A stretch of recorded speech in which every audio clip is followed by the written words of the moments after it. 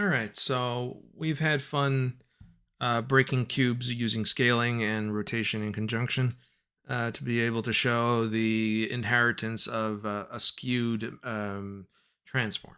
All right, so in this one, we're going to be using just rotation, and we're going to be coming up with some new rules for how we should align our bones when creating an FK skeleton. Now, this is key here. This is the FK part of a rig, meaning the base bones, how they're set up, so that if we were to animate an FK, what would happen if we were to rotate on certain axes and if the bones pointed in a certain direction.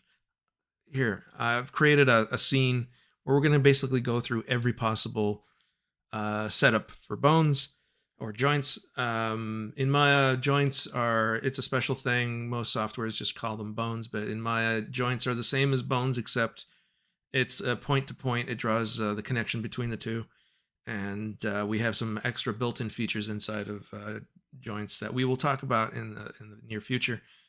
Just know that there are other methods in other softwares that come down to the same thing. All right, so I will be referring to them as bones just because it's tiring to say joints and bones.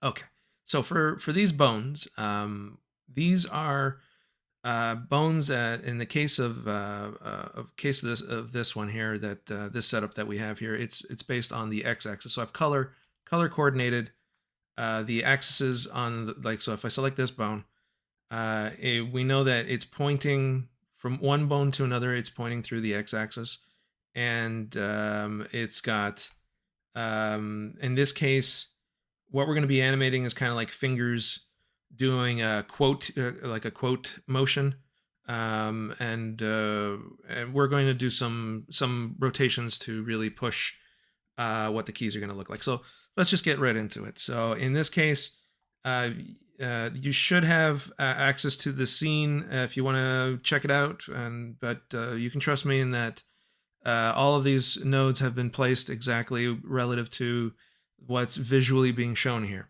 So in the case of these two bones, what I'm going to do is I'm going to do this for all three setups here. So I'm going to do Shift E to add a key at frame 0. So Shift E, what it does is it creates keys only on rotation, but it does it on all three of them. Even if you have auto key set, if you're going to be rotating things, you're going to find that it's not doing it for all three of them. It's only doing it for the one that you're affecting. So that's kind of it is what it is. All right, so I'm going to go to 30, and the first thing I do is I always press another key, Shift E again. I'm going to grab 1, and it doesn't really matter which. At the moment, let's leave it on object for now, and then we're going to be switching to world because we're not going to be able to do the thing that we want to do, and we're going to see if what these different modes are. If you're wondering how I did that, it's Control Shift right click, and it will allow you to change the type of space. Ideally, I'd be using gimbal, but we'll talk about that later. For this exercise, I'm going to like I said, I'm going to stick to object because that's the one that generally people use. So I'm going to bring it down like this. Same thing for this guy. So now both of these have come down.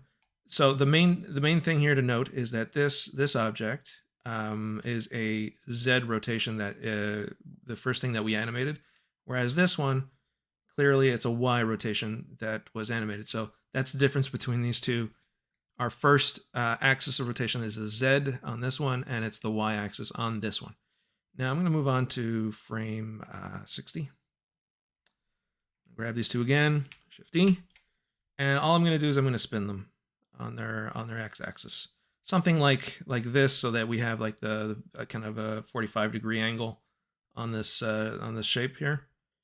And so now it's pointing 45 degrees roughly, like minus 43. This one is it's getting kind of wonky already, but we'll keep going. So now at 90, what I want to do is rotate it outward. So I'm going to press Control Shift right click and go to World, because with the current gizmo ball, I can't actually make it look to the side. So I'm going to have to go to World. And again, I'm going to select these two, Shift E. And I'm going to grab this guy now. and it's going to go off to the side. Same thing with this one. And I'm going to finish the first part of our animation for this one. I'm going to add a key, and now I'm going to slide it back up so it's getting closer to where it started. Not entirely. I like having odd numbers instead of because this is how you animate. Most people don't animate with clean numbers. They don't type stuff. So basically what's going on here is it's coming down, it's twisting, it's going off to the side, and it's going up. And already we can see that there's some behavior that's not what we were expecting. So all I'm going to do now is I'm going to select this. I'm going to go to the animation tab, and I'm going to hit the motion trails, and we're going to take a look at this. So this isn't super great because it's still at least the shape that we were expecting to some extent. This one's doing a bit of a curve here. It's not so great. And then it's coming back up. So that's roughly what's going on here. Everything else is like the one on this side is pretty clean though. It's like it looks roughly how I would imagine it would be. So we're gonna delete that. Although this corner should be a little tighter if it was perfect. So that's cool. We've done X. We're gonna keep that in the background. And now we're gonna do the exact same thing with Y. So this should go a little faster now. I'm gonna go to 0. I'm gonna switch back to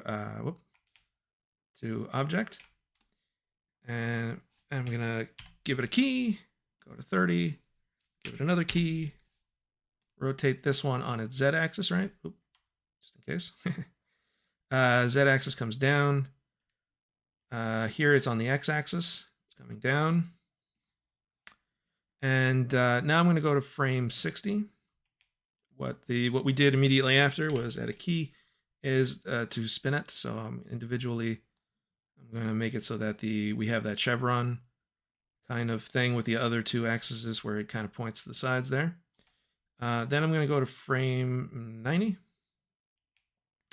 Put keys. Again, we don't have what we need in order to be able to slide off to the side here. So I am going to make it go like so. And I'm going to be gentle here, not going too far.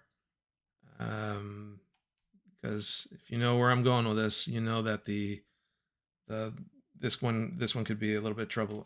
Anyways, well, we'll just keep going. All right, and I won't say anything. Shift E, and I add a key for 120, and now we can bring them up, and let's see what that looks like from the point of view of motion trails. Ooh, a little too much. Anyways, okay, so that should be good enough. Let's see what our result was. Already you're going to notice that this is way wonkier than what we had before. Like especially right there, like here, there's some sort of like I don't know what that is. Is that like are we doing some needlework where we have a little hook here for the thread to go through? There's no reason why it should lift like that. All we did was rotate on one point, and it created that kind of interpretation between the keys. The corners are very round and a little bit too wonky for my taste. So this method is already not giving me a good vibe. So let's go on to the last one. This is a Z-aligned bone, meaning according to Maya, it calls this the primary axis of rotation, basically the direction in which the bones point. And the secondary axis of rotation is basically the first one you animate. For the sake of being compatible with other people who are going to use the same terminology, I will adapt it to that method. So primary is direction, secondary is where you put your animation. And this will make more sense in a minute. So I'm going to go to frame 0, grab these two guys, switch to object again, Shift E, go to 30, Shift E, go to 60. Oh wait, we have to do the animation, right? So let's bring that down. So this is an x-axis rotation downward. This is a y-axis rotation downward because the little axis is pointing over there. And also the gizmo ball, you can see it's green and it corresponds with the y-axis that points in that direction. So now I'm going to go to frame 60, grab these two guys and give it a Shift E. and we should be able to spin it again like we were doing before, where it goes onto making those little triangles, those little chevrons. Okay, so that's good. Now I'm going to go to frame 90, give it a key, and now we're switching back to world because gizmo limitations, because of the craziness of what we're doing here. Okay, so that's good. Now I'm going to go to frame 120, Shift E. This is only fair because we're doing exactly the same thing on all of them. So now if I select this object and this object, I will see what the end result was. And this one by far is way worse. We've got some really crazy stuff going on here. We've got this big old loop happening on this one. We got a tiny loop on this one. Then it's even the corners here are even worse, except for this one. Finally, there's something good in, from the z-axis as being primary. Is this little corner here is nice and sharp. That's the only thing that came out of this that was good. All right, so okay, so I'm going to make a quick note here. The note is that the ones we use currently, and in just about every game engine as well, it's the x-axis. We use the x-axis. It's pretty much the standard, the gold standard. If you're using Blender, you're going to notice that by default, it's the y-axis. Now, there are, I guess, advantages. You saw the curvature. Maybe it looks a little better for you. But know that most people don't even see it because then they add constraints which will override this. And you only see this kind of stuff when you're doing FK. So just know that the default in Blender, unless you change the order of rotation, because the thing is that I'm showing you an XYZ order of rotation. If you were to switch it to YZX or something like that, then a y-axis alignment would be fine because it's the first one. All right, so that's the point of what I'm saying here. Now we're gonna show even more what's going on here. The bigger problem that happens when you use the different kinds of alignments. So if I look at these guys now, and I'm just going to go back to object. Hey, what's going on? Wacom tablet stuff. Hang on a second. Let me try that again. Okay, so rotate. There we go. We're back. Wow, the Wacom is going crazy. All right, here we go. That one worked. Woo. Okay. Thought I was going to have to redo the video. I don't think anything happened from that. Okay, so here's where I'm going to go to the midpoints of some of our keys here, and all I'm going to do is I'm going to spin it on its own axis, right? So if it's a z-axis primary here, look what happened to the curve. All I did was spin it. I'm just spinning. Wait. I'm going on the z-axis, and this kind of crazy stuff is happening. It's like, what is this? Okay, so does this one do it too? Yep, it did it. So let me go over here. Let me do the same thing again. I'm going to rotate it on its z-axis. Again, on the blue. Wow, this is really screwed up, right? So this is a nightmare. So if you actually had set up your rig to have a z-axis as your primary axis of rotation for your bones, this is kind of like nightmare scenario. Even if you like, there's nothing you can do to really salvage your animation at this point, because it's a fundamental core issue with what you're doing under the hood, right? So your interpretation of Euler here will not give you the answers you're looking for. In other softwares, what we do is we switch the controller from Euler to Quaternion, and the same values, the rotation values, get converted into Euler into a Quaternion, and then the problem is pretty much solved at that point, with the exception that if Quaternion comes with its own issues. So if you have a rotation that's greater than 180 degrees, it will take the shortest route, so it might go in the wrong direction, the one that you don't want. So anyways, point is, there's no easy solution for this, especially not in Maya, since it doesn't have any Quaternion controllers of any kind, really. They really double down on the concept of Euler. So this is something that can very easily happen, and you have very little option to fix this. You could try to actually use the motion graph to edit this, but because of the nature of what you're doing here, you're never going to get what you need. Um, the best thing here to do, if you really wanted to fix it and you were really stuck, you could put like an IK or a look at on the one bone, and then animate that into positional space, and it will correctly point at the right places. But that is some rework that you have to do. Let's take a look at why. Let's take a look at why. All right, so these two guys are, as they were coming down. All right, let's get the our friend here, the motion trail. So as it's coming down, I'm just going to rotate it. We're getting kind of the same thing. Aha, this one didn't do anything. Good. Look at that. That one's good. We're okay on that. And remember, this is the one that starts with a Z-axis animation type of thing. So apparently when you do that, it's a little better. However, we're going to try over here to rotate it, and it breaks. And this one breaks. Let's go over here. It only worked because of which axis we rotated first. So it's not as bad as the Z-axis. But this, what is this? This is like a drunk assembly line robot. It's like trying to put together something, or it's like trying to sign someone's, draw someone's face. I don't know. I don't know what we got here. It's a really weird mustache. So we're gonna hide that. We're gonna get rid of these, and now we're gonna test the x-axis. So same thing with this one. Grab these two. Take a look at the curvature. And now what we're going to do is we're going to select these guys to see their keys. I'm going to come down here. I want to rotate it. Oh, that's pretty extreme rotation here. So far, so good. On both of them.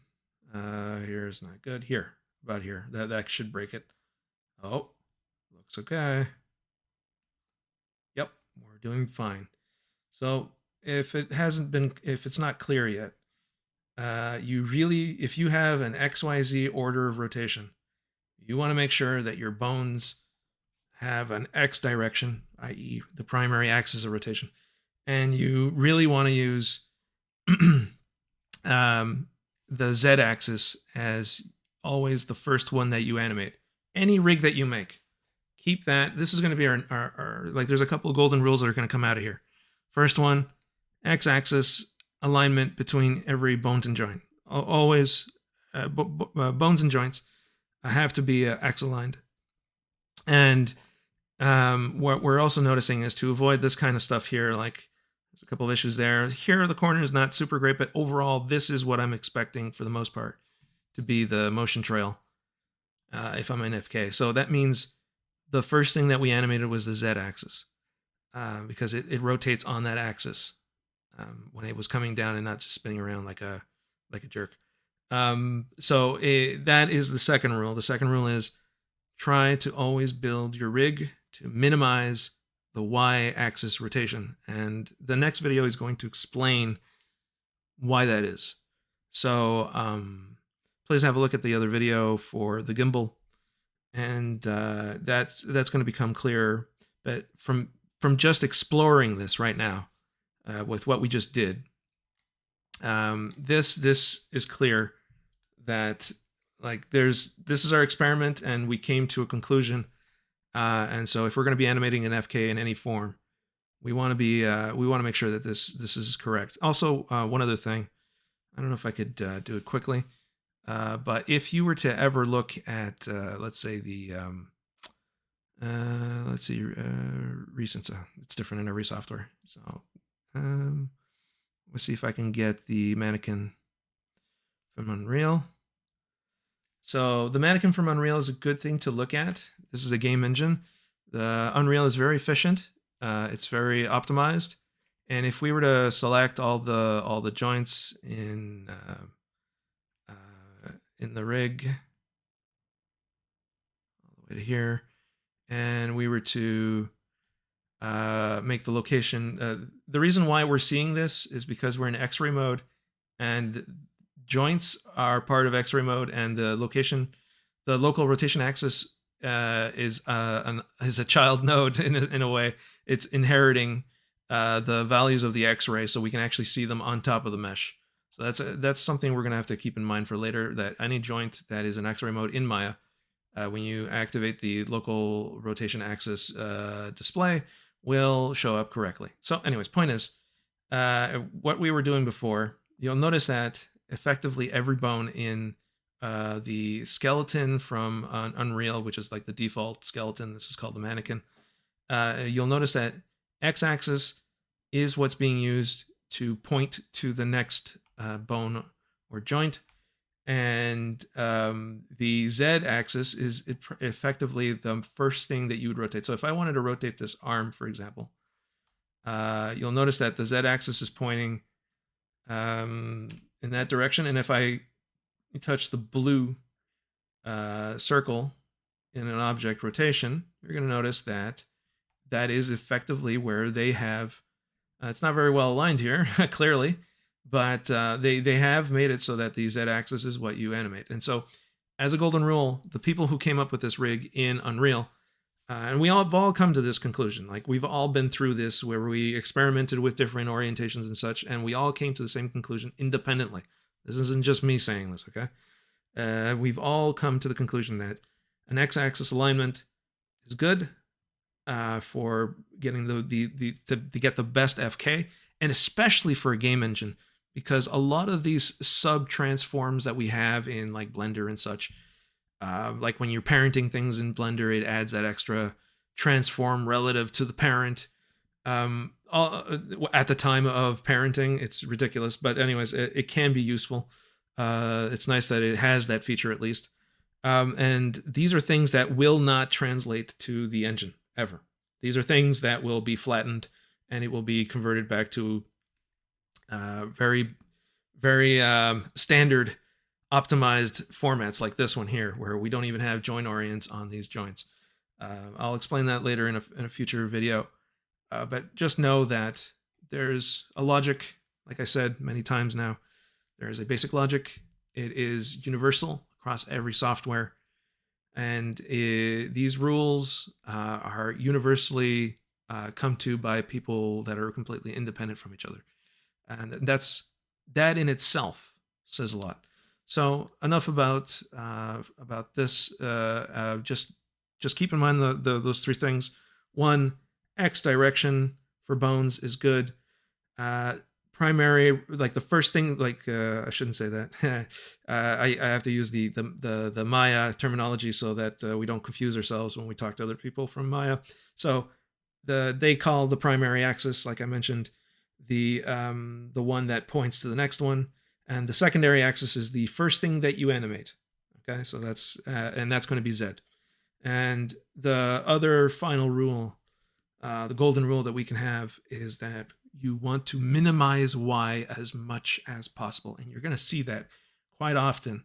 Like, for example, this wrist, like the most natural thing to do is this. You're never going to be rolling here, but if you did, it wouldn't be a problem. Although you do roll because you have a twist bone that goes with it. So yeah, technically, yeah, you're going to have to roll. And then the Y-axis, you'll notice that it's on a, like, try doing this in real life. You're going to notice that you have very limited range of motion when you're doing this in real life. Therefore, smart rig, the rigging person here actually did great by doing that, because that we don't do that in real life that often. And that goes for fingers too. Like fingers, like the side to side is what you're going to have for the Y-axis, because everything else is more important. Well, with the exception of the rolling of a finger. I mean, who rolls a finger? But you're going to need it sometimes, so it's best to make sure that you can roll correctly. Hence the x-axis, like we did in the test. Same thing for the spine. Like this is where things can, like this motion is going to be your Y. The Z is going to be the primary one where you can really go crazy. So make sure that's the primary one, and so on. And you do that for every single joint in your with your character, and you're going to have a better time having your animation transferred to this, especially in a game engine, where a lot of those safeties are not there. All right, that should cover it.